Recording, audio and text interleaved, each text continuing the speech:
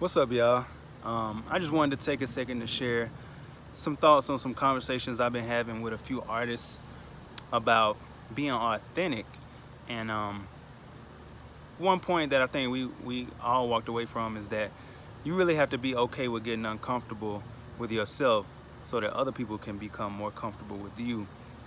Of course, as an artist, there's a lot of day-to-day struggles you have to focus on. I mean, it's a daily grind, and you got to be kind of zoned in to that.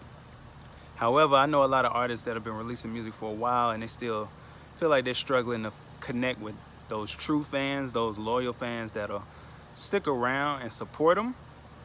Of course, finding these fans is tough, and when you don't feel connected, a lot of them have told me that they end up trying all these tactics or whatever's trendy to try to extend their reach or try to grow their fan base. And what happens is they end up feeling inauthentic, and they talk about struggling with imposter syndrome, whether that's coming from them or some people close to them that feel like they're not being who they really are.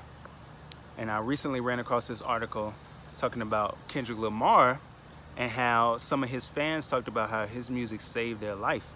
One fan mentioned his music has impacted me in a way that no other artist has.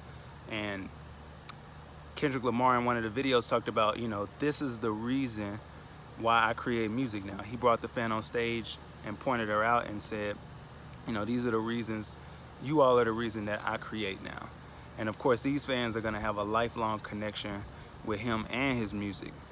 And when you connect to that why, I feel like you can return to the joy, the passion, the purpose behind your creativity. And at the same time, you can keep your listeners engaged as well. So when my artist clients come to me and they ask me, or they talk to me about being frustrated or feeling uninspired, I just ask them one simple question, which is, why are you creating music in the first place? And sometimes they just need to take a second to reconnect with that, or sometimes we need to work together to really define that or redefine it. And that can take, a day, or that can take a week, however long it takes, we'll sit there and figure it out.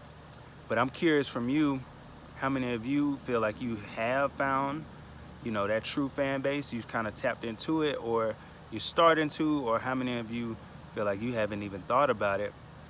And, what are your thoughts on connecting to the why behind your creativity, so that you can find those fans for life?